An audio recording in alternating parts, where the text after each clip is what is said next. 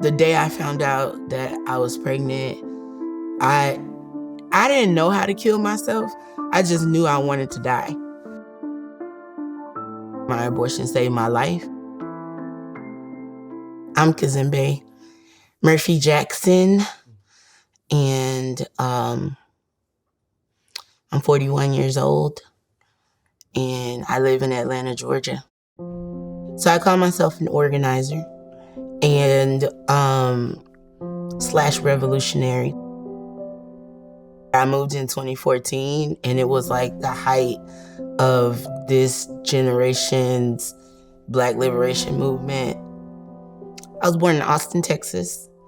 I grew up in a historically Black neighborhood. At 12, I came out as a lesbian. And my mama was like, we need to talk to the pastor. And we went in his office, and he was like,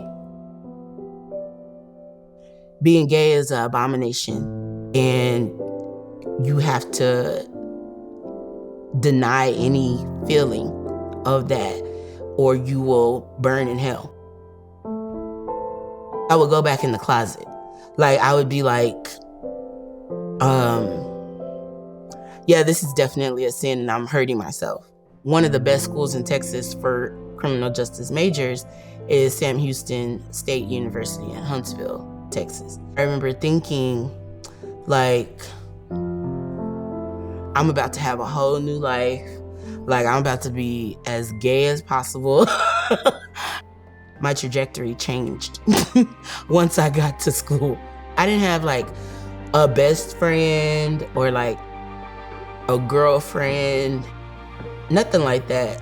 I don't think there's anybody that I went to college with that I'm still friends with today. So it was an impactful time in my life, but a lonely one.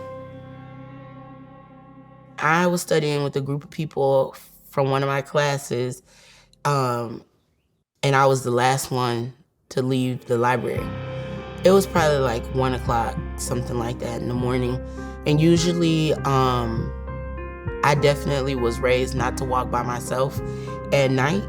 And so I never walked by myself at night. But this night in particular, there was nobody left to walk with. I got to the corner of my dorm, and a car with 4 men pulled up next to me and started talking to me. And I was like, I'm just trying to go home. I'm just trying to get to my dorm. I don't mean to be rude, but I'm not interested. And they were like, my homeboy just got out of jail and he looking for somebody to hook up with. They got out of the car.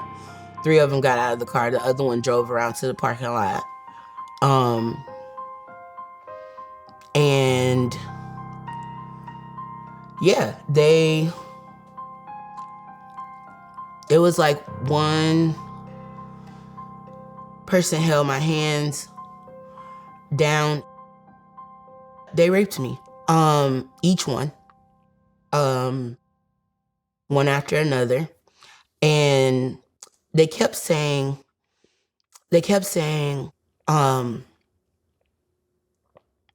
yeah, God wants you to know what a real man feels like. That's what they said to me.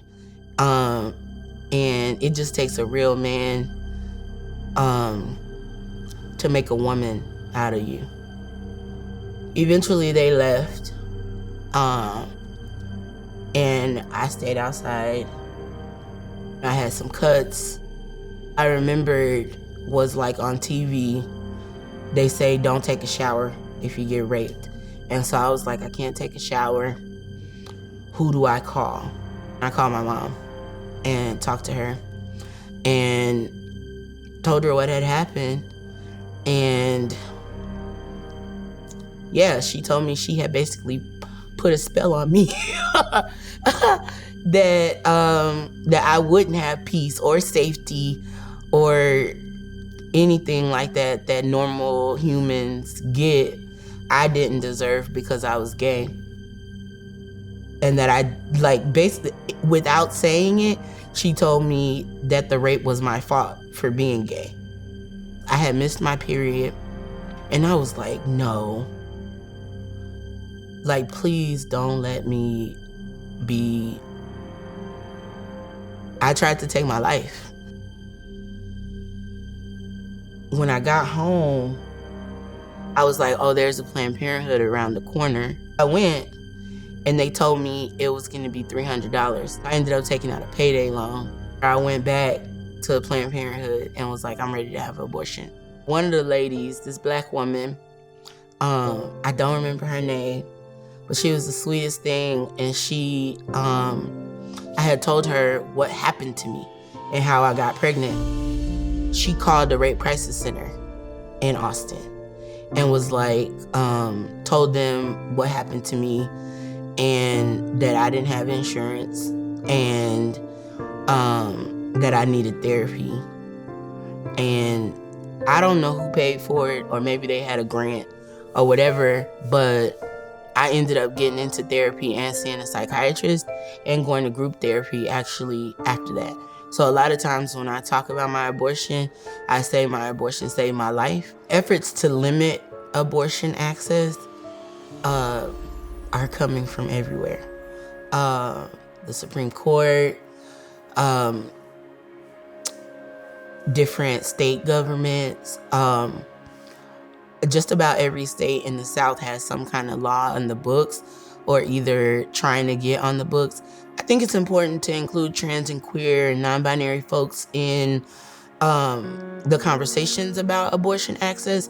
One, because inside of the trans community, there's not a lot of talk about abortions or uteruses, especially once people have gone through like a medical transition. They don't want to talk about the past. And I feel like because there are other people other than women that get abortions, there needs to be people telling their stories, because stories have power. It's a lot of stigma around abortion. It's a lot of stigma around being trans, but neither one of those mean we don't exist. My commitment was, I'm a commitment to loving myself so deeply that others are inspired to love themselves just as deep. And when I started on that journey, it was actually more about young queer and trans youth than it was about me. But it was like, I see people looking at me. I organize with a lot of young Black people. So I was like, these people are paying attention to me and they're watching how I move. So if I want them to know that it's okay to love themselves, then I have to figure out how to love myself.